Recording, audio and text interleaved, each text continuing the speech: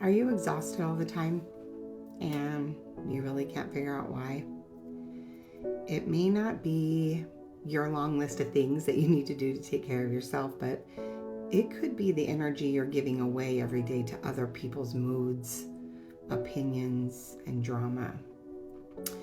I had a friend of over 30 years who I had come stay with me and my husband here for a vacation. And after she was here, I literally cried when we dropped her off at the airport because of the energy that it took from me to have her in my home for almost 2 weeks.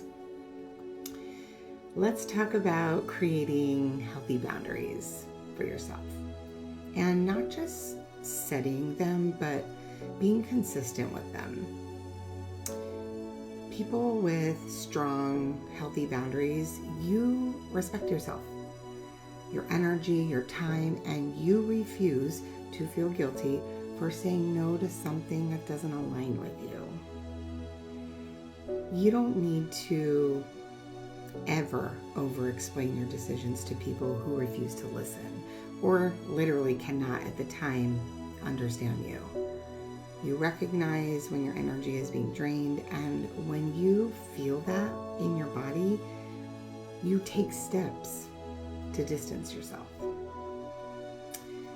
Creating a strong boundary does not mean you're being distant or cold. I know it could feel that way sometimes, but it means that you respect yourself. You value your time and you expect the same from others. And this type of consistency and accountability of creating boundaries over time, that helps you create really healthy relationships and absolutely a healthier life and happier life for yourself. There have been so many times in my own life where I had to set what I felt like at the time was a difficult, healthy boundary, and it ended up helping our relationship. And I've done this not just with friends, but also family and coworkers. Yes, coworkers. It doesn't matter who it is, right? If you can feel it in your body that what is happening does not align with you, your heart, your soul, then that is a perfect time to use your voice and set a boundary with that person. Now, I realized that when my friend came to visit me, when I look back at it, I was bending over backwards to make somebody else comfortable while I was so uncomfortable and stressed out in my own home because I didn't know how I was going to tell her that her behavior didn't align with me without hurting her feelings. I was afraid to hurt her feelings, but somehow I was okay with her hurting my feelings or making me uncomfortable, right? Yeah, I know. That doesn't make sense. Now, I do believe everybody should be exactly who they are in this life.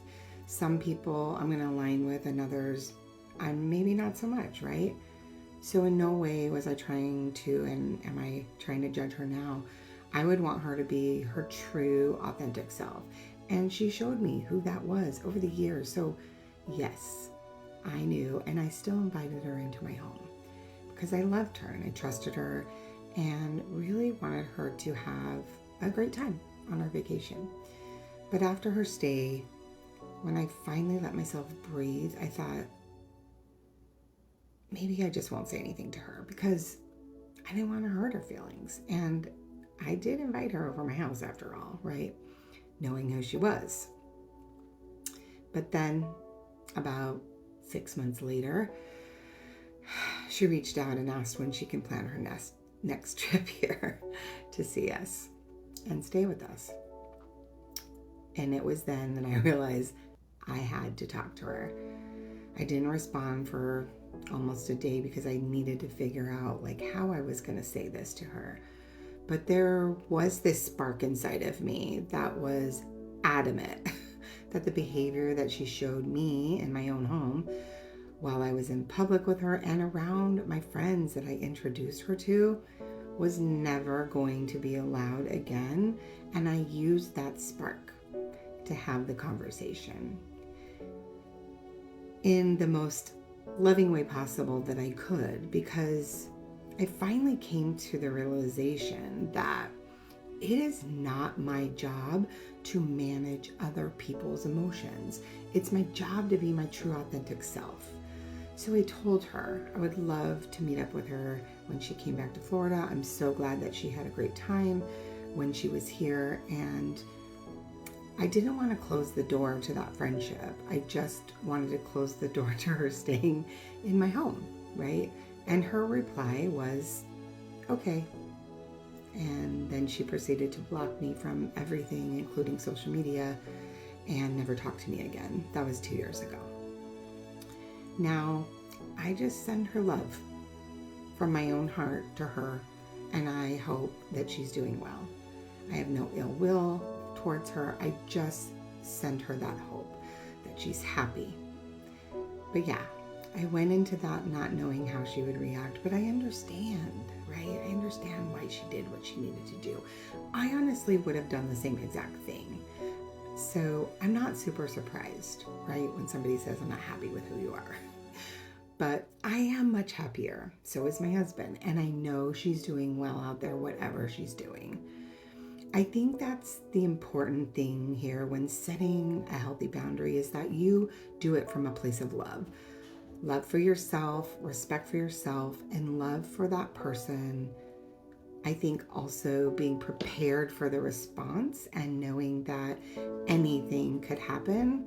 They could accept that healthy boundary or not, right? And you can continue on with your relationship. It could go either way. They can reject it or they can accept it. You really have to be okay with either scenario and know that it's the decision, their decision, right, to make, and respect that decision. So next time you're feeling exhausted in your life and you're really not sure why, take a look around you and see, are you taking on other people's dramas and responsibilities that are not really yours to take? Maybe it's time to create some healthy boundaries with some people in your life. Maybe it's time to let go of things that no longer serve you and believe that everything you need in your life will find its way to you.